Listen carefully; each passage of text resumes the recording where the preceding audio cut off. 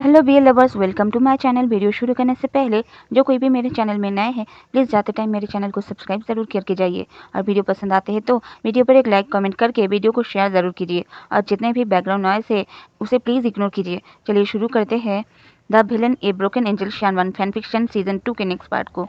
पिछले पार्ट में हमने देखा था विभूषण की गलतफहमी दूर हो गई थी। श्वेंग ने जो चिट्ठी मिंग्याओ के हाथों विभूषण के लिए छोड़ी थी वो पढ़ के और फिर विभूषण ने ठान लिया था कुछ भी हो जाए विभूषण ई को एक अच्छी और बेहतर जिंदगी देने की कोशिश करेगा। और इधर ई तो पागल है विभूषण के पीछे।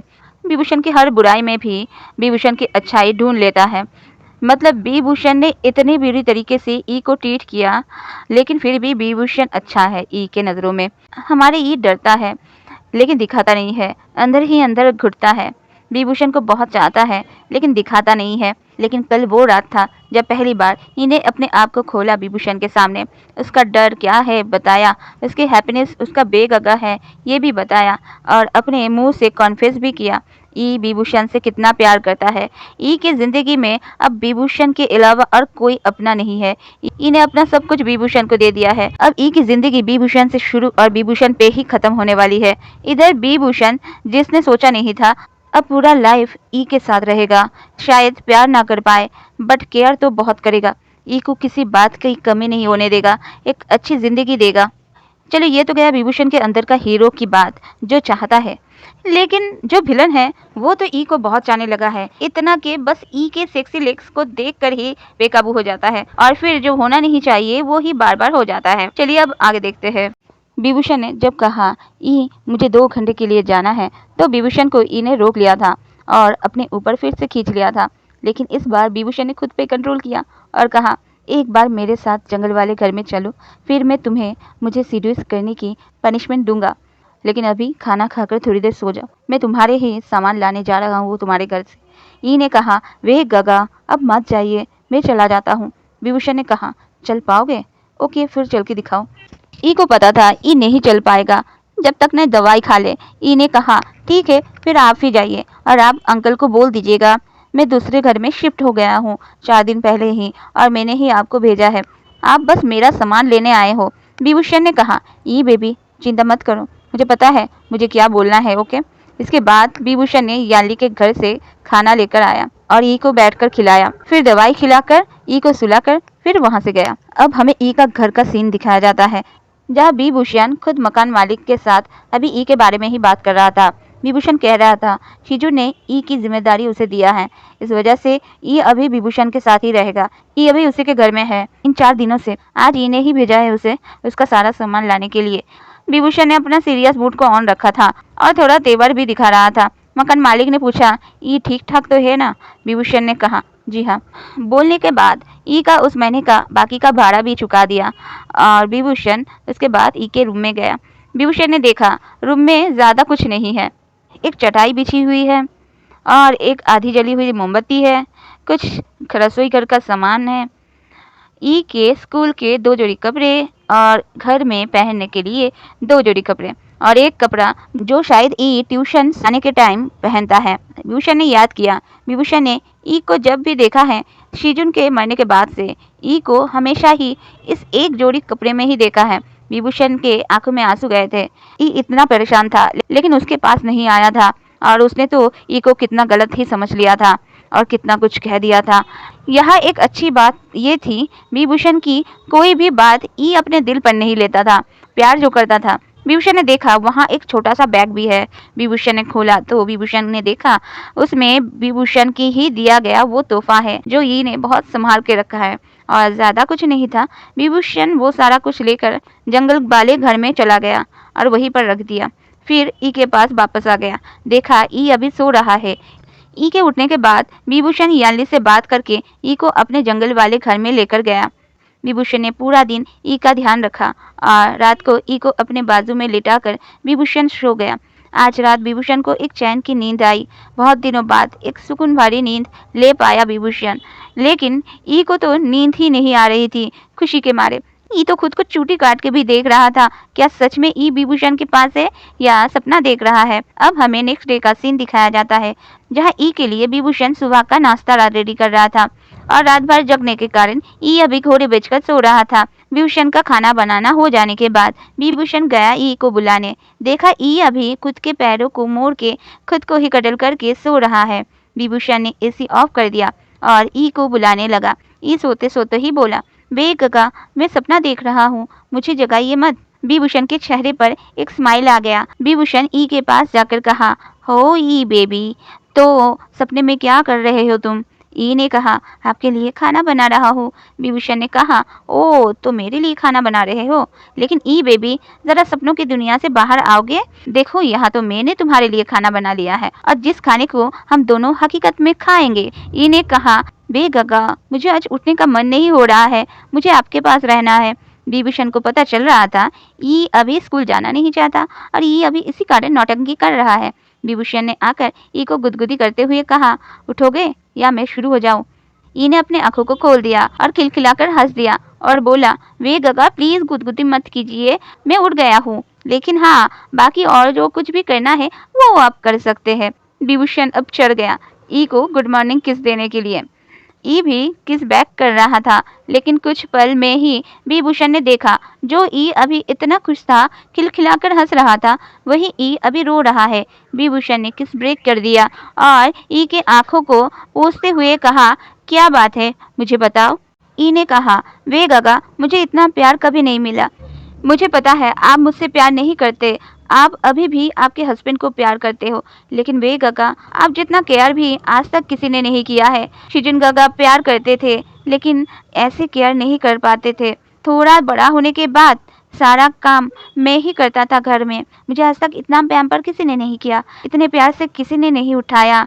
मैं तो ये सोच के रो रहा हूँ, अगर बिना प्यार के ही आप मेरे लिए इतना केयर दिखा रहे हो, जब सच में मेरे से प्यार हो जाएगा तब कितना केयर दिखाओगे। विभूषण अभी ई के बातों को सुनकर शॉक में था। ई को सब पता है, विभूषण ई से प्यार नहीं करता, ये भी ई को पता है। बस उसे विश्वास है एक न एक दिन विभूषण ई से प्यार करेगा। विभूषण ई से दूर हो गया और कहा, नहा कर आ जाओ, मैं खाना लगा रहा हूँ, 10 मिनट है तुम्हारे पास, बोलकर ई के फोरहेड पर किस करके गुड मॉर्निंग बोलकर विभूषण वहां से चला गया। ई 10 मिनट के अंदर ही आ गया अपना स्कूल ड्रेस पहन के। विभूषण के हाथों का खाना खाते खाते विभूषण की बहुत तारीफ करने लगी। ई की सारी बोल अभी विभूषण को वांगजी की याद दिला रहा था। वांगजी भी खाना खाते हुए ऐसे ही तारीफ करता था, बस फर्क था वांगजी हमेशा विभूषण के हाथों से ही खाना खाता था। विभूषण को पता भी नहीं चला विभूषण अभी रो रहा था। विभूषण सोच रहा था, वांगजी को अपने हाथ से खाना खाना पसंद नहीं है, क्या वो ठीक से खाना भी खा रहा है? विभूषण को भी नहीं पता चला कब विभूषण अपने प्लेट से खाना लेकर एक निवाला उठाकर ई को खिला दिया। ई ने देखा विभूषण रो रहा है। ई अपने जगह से उठ गया और जाकर विभूषण को हक कर लिया। ई ने देखा विभूषण रो रहा है। ई अपने जगह से उठ गया और जाकर विभूषण को हक कर लिया। विभूषण और खुद को रोक नहीं पा रहा था। अभी कोई तो था उसके पास जो विभूषण के अकेलेपन में विभूषण का साथ दे रहा था। विभूषण ने ई को हक कर लिया और जोर जोर से रोने लगा और बोलने लगा, मैं बहुत मिस करता हूँ, क्यों मुझे ऐसी सजा मिली। ई को भी अब रोना आ रहा था विभूषण को ऐसे रोते हुए देखकर। ई ने कहा, वे गगा, अब देख लेना, सब ठीक हो जाएगा। अब हमें ई के स्कूल का सीन दिखाया जाता है, जहाँ अभी ई को बाय बाय कर रहा था विभूषण। ई बदमाश था, जाते जाते विभूषण को एक फ्लाइंग किस करके गया। विभूषण शर्मा गया क्योंकि वहाँ बहुत सारे बच्चे थे जो ई को और विभूषण को ही घूरे जा रहे थे। विभूषण के जाते ही ई का एक दोस्त नहीं है, बस दोस्त बनने की कोशिश में लगा हुआ है ये लड़का। ई ने स्कूल में अभी भी किसी से दोस्ती नहीं किया है। ये लड़का ही है जो ई से बहुत ज्यादा ही चिपकता है। इस लड़के का नाम जिंगई था। जिंगई आगे आकर कहता है ई से, ई ये लड़का कौन था? ई ने कहा, मेरा बॉयफ्रेंड, बोलकर ई तो वहां से चला गया। लेकिन उस लड़के का मुंह उतर गया क्योंकि वो लड़का ई को बहुत पसंद करता है। अब हमें विभूषण के ऑफिस का सीन दिखाया जाता है, जहां विभूषण ने अभी अपने केबिन में श्रेयंक को बुलाया था, लेकिन श्रेयंक नहीं आ रहा था। विभूषण को पता था श्रेयंक गुस्सा है उस पर, इसलिए विभूषण खुद गया श्रेयंक के पास, लेकिन श्रेयंक अभी मुंह फुलाकर बैठा था। विभूषण ने कहा, श्रेयंक मेरे केबिन में आओ, बात करना है। श्रेयंक ने शाओ शिनचैन को कहा, ए शाओ के बच्चे, बता दे मुझे कहीं नहीं जाना और मुझे यहाँ काम भी नहीं करना, मेरा पगार मुझे आज ही क्लियर चाहिए। विभूषण ने सोचा क्यों ना थोड़ा श्रेयंक का मजा लिया जाए, इसलिए विभूषण ने कहा, ए शाओ के बच्चे, इस श्रेयंक के बच्चे से कह दो आज रात को पेमेंट कर दूंगा, फिर यहाँ से दफा हो सकता है और आगे से अपना शक्ल भी ना दिखाए मुझे। बोलकर विभूषण वहां से चला गया, अपने हंसी को दबाते हुए। विभूषण के जाते ही शाओ शिंगचैन ने गालों को खींचते हुए कहा, शाओ के बच्चे, हाँ, तेरी वजह से बॉस ने भी बोला मुझे मैसेज करके बात कर, मुझे तुम दोनों के बीच में नहीं फंसना। पूरा दिन विभूषण बिजी रहा, लेकिन टाइम निकाल के विभूषण पहुंच गया ई को स्कूल से लाने। लेकिन वहां जाकर पता चला ई तो चला गया है। विभूषण को लगा ई शायद विभूषण के घर में चला गया होगा, इसलिए विभूषण जंगल वाले घर में चला गया, लेकिन वहां भी ई नहीं था। विभूषण अपने दूसरे घर में भी गया, ई के घर के आसपास भी चक्कर काटा, फिर से स्कूल में चक्कर काटा और आखिर में अपने ऑफिस में वापस आ गया। लेकिन अपने ऑफिस रूम में नहीं जा पाया और शॉप के बाहर ही अपने बाइक पर बैठा रहा ई के इंतजार में। विभूषण अभी बहुत टेंशन में आ गया था ई को लेकर। शाम के 5 बज गए थे। विभूषण अपने शॉप के बाहर ही खड़ा हुआ था। विभूषण ने देखा ई अपने साइकिल को लेकर आ रहा है। विभूषण ने देखा तो देखा, लेकिन पीछे से शुयांग ने भी देख लिया। ई वहां आया ही था और विभूषण कुछ बोल पाता, शुयांग वहां आकर बोल पड़ा, ई तुम कहाँ थी? फिर तिरछी नजरों से विभूषण को घूरते हुए कहा, मुझे दूसरों का तो पता नहीं है, लेकिन मुझे कितना टेंशन हो रहा था तुम्हारे लिए। ई ने कहा, मेरा साइकिल रिपेयर करने दिया था, 1 हफ्ते हो गए थे, इसलिए छुट्टी के बाद लेने चला गया था, लेकिन जाकर देखा मेरा साइकिल वैसे का वैसा ही है, उन्होंने हाथ भी नहीं लगाया है। फिर मैंने वहां खड़ा होकर ही बनवाया, नहीं तो मैं लेट नहीं होता। सॉरी बेगगा। विभूषण अभी घूर रहा था ई को। शुयांग ने कहा, सवाल पूछा मैंने और आंसर बॉस को दे रहे हो। विभूषण आगे आया और शुयांग के कान को पकड़ के पीछे खींच लिया और ई से पूछा, भूख नहीं लगी है क्या तुम्हें? इन्हें कहा, वे गगा, वो मैं अभी कुछ नहीं खाता, मुझे स्कूल में जो मिलता है मैं वही खा लेता हूँ, इसके बाद मैं रात को ही कुछ खाता हूँ, आप मुझे लेकर चिंता मत कीजिए। शुयांग को तो कुछ समझ नहीं आ रहा था यहाँ हो क्या रहा है। विभूषण ने कहा, ई अभी तुम्हारी बढ़ती उम्र है, इतना कम खाओगे तो कैसे चलेगा, ज्यादा से ज्यादा खाना चाहिए तुम्हें। इस बात को सुनते ही ई ने अपने सर को नीचे कर दिया। विभूषण और शुयांग को पता था विभूषण सही कह रहा है, लेकिन ई कहाँ से अफोर्ड करे इतना सब कुछ। विभूषण को ये बात याद आते ही विभूषण टॉपिक चेंज कर दिया और कहा, मुझे कहाँ पता था तुम सीधा रात को ही खाते हो, देखो तुम्हारे चलते मैंने दोपहर को कुछ नहीं खाया, सोचा था एक साथ खाएंगे। शुयांग अभी शॉकिंग मोड में था। कहा, ये कब हुआ? विभूषण ने कहा, तुम्हें जाने की जरूरत नहीं है, तुम तो आज काम छोड़ के जा रहे हो ना, मैं जितना बकेया है सब क्लियर कर देता हूँ, शाओ के बच्चे से बोल देता हूँ, तुम्हें दे देगा पैसा। और हाँ, जाते जाते ई और मेरे लिए खाना मेरे रूम में भेज दो। बोलकर विभूषण ई के हाथों को पकड़ के वहां से जाने लगा। शुयांग अपने बालों को खुजा रहा था और सब समझने की कोशिश कर रहा था। शुयांग को याद आया विभूषण ने उस रात कॉल किया था और ई के बारे में पूछा था। ई कहाँ रहता है? इसका मतलब ई और बॉस अभी OMG एक साथ रह रहे हैं। शुयांग अभी चीख पड़ा, बॉस ये आपने ठीक नहीं किया, मुझे नहीं बताया, मैं कितना परेशान था। विभूषण जाते जाते कहा, मेरा क्या दोष है, मैंने यही बात बताने के लिए तुम्हें आज बार बार बुला रहा था और वो तुम ही थे जो भाव खा रहे थे, जिसने मुझे इग्नोर किया। अब अपने बॉस को इग्नोर करने का नतीजा भुगतो और हाँ, अपने लिए भी खाना ऑर्डर कर लेना, मुझे पता है तुमने भी आज कुछ नहीं खाया है। विभूषण चला गया। शुयांग ने कहा धीरे से, बॉस हो तो ऐसा। फिर खाना लेने चला गया। इधर रूम में विभूषण को ये बता रहा था आज स्कूल में क्या क्या हुआ। विभूषण ने बीच में टोकते हुए कहा, देखो इसके बाद हमेशा तुम अपना फोन साथ में रखना। ई ने कहा, स्कूल में फोन अलाउ नहीं है। विभूषण ने कहा, मैं बात कर लूंगा। ई सच में चिंता हो रहा था मुझे, आगे से कहीं जाना है तो बता के जाना। ई ने कहा, ओके बॉस, फिर अभी बता देता हूँ, अभी खाना खाने के बाद मुझे पढ़ाने जाना है और 9 बजे तक मैं वापस आ जाऊंगा। विभूषण ने कहा, बिल्कुल नहीं, अब से तुम पढ़ाने नहीं जाओगे। ई ने कहा, प्लीज़ वे काका, मैं पूरा आपके ऊपर डिपेंड नहीं हो सकता, आप समझिए बात को। विभूषण ने कहा, ई जब तुम्हारे भाई जिंदा थे तब तुम पढ़ाने जाती थी? ई ने कहा, नहीं, भाई नहीं चाहते थे मैं अभी बाहर जाकर कोई काम करूं, मैं घर में काम करता हूं, यही काफ़ी था उनके लिए। भाई हमेशा कहते थे जब मैं बुढ़ा हो जाऊंगा, कोई काम का नहीं रहूंगा, तब मैं काम करूंगा और वो बैठ के खाएंगे। विभूषण ने कहा, फिर मैं भी वही चाहता हूँ, जब सही उम्र के हो जाओगे तब काम करना, अभी ओनली पढ़ाई पर फोकस करो। ई ने कहा, आपको क्या लगता है मैं बच्चा हूँ?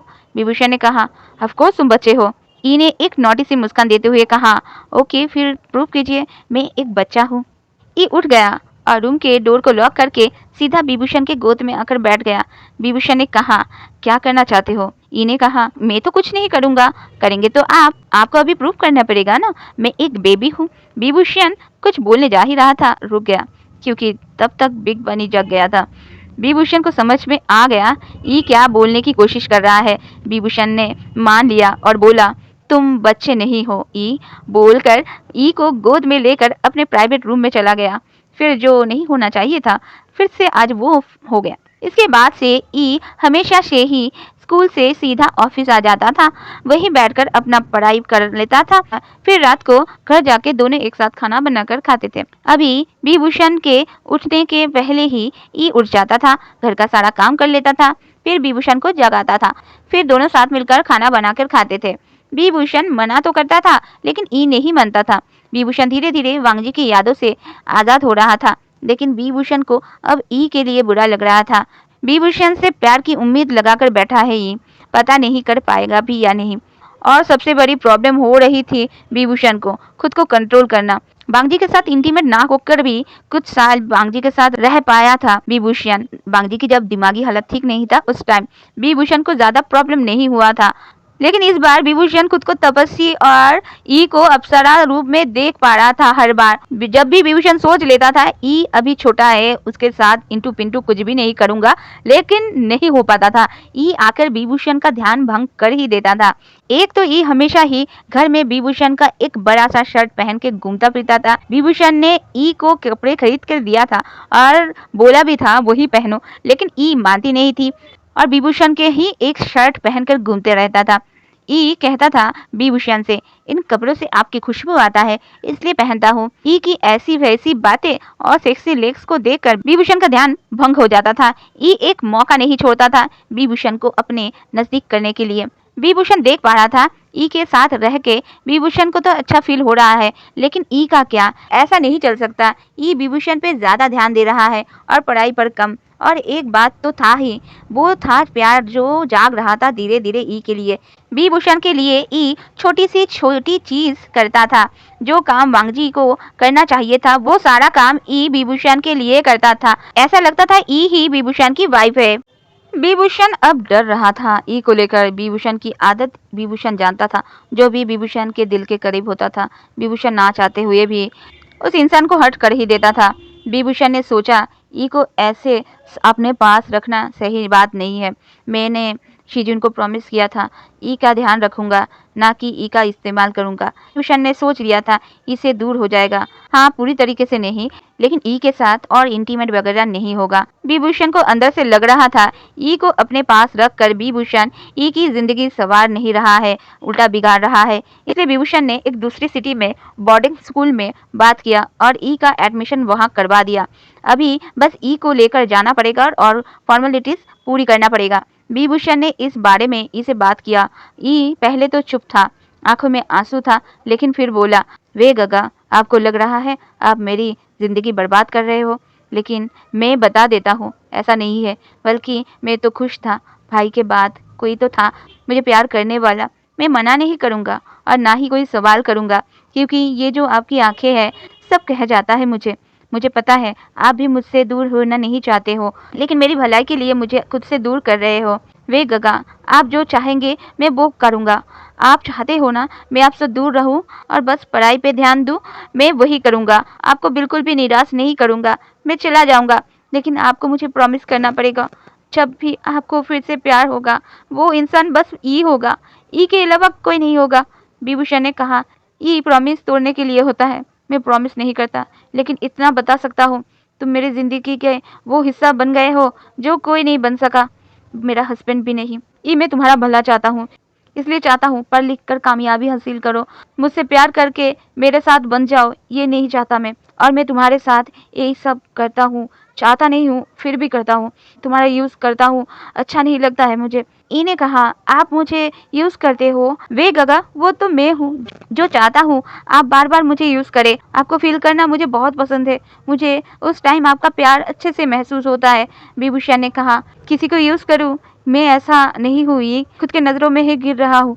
इस बात को सुनते ही इने कहा, वे गगा और बताने की ज़रूरत नहीं है, मैं समझ गया, मैं कभी नहीं चाहता अब अपने नज़रों में गिर जाओ। ठीक है मैं रेडी हूँ, मैं बोर्डिंग स्कूल चला जाऊँगा।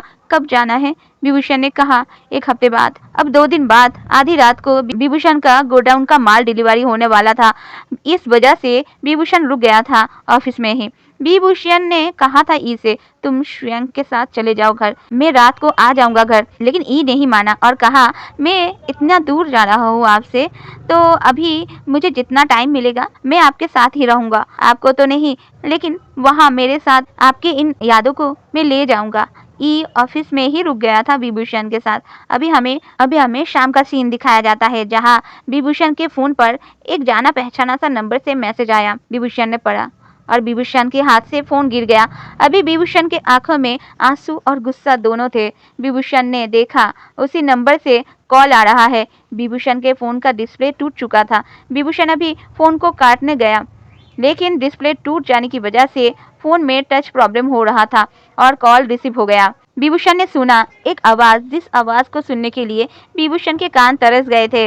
विभूषण सुन पा रहा था, फोन के उस पार से वो इंसान कह रहा था, प्लीज एक बार। विभूषण सुन पा रहा था, फोन के उस पार से वो इंसान कह रहा था, प्लीज एक बार बात कर लो, मैंने देखा है तुमने मैसेज सीन किया है, प्लीज बात कर लो, एक बार तो बात कर लो।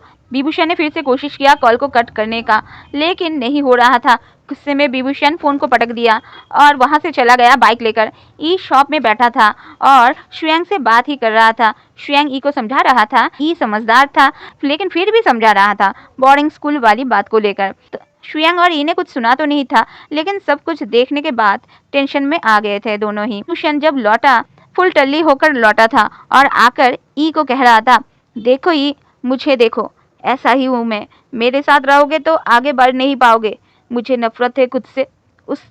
उसने हिम्मत कैसे की मुझे कॉल करने की। ये देखो, मैं किसी को प्यार नहीं कर सकता, मैं बस दिखावा कर सकता हूँ। मेरे जाल में मत फंसना, मैं बहुत सेल्फिश हूँ। मैं नहीं चाहता मेरे करीब रहकर तुम्हारी जिंदगी बर्बाद हो जाए।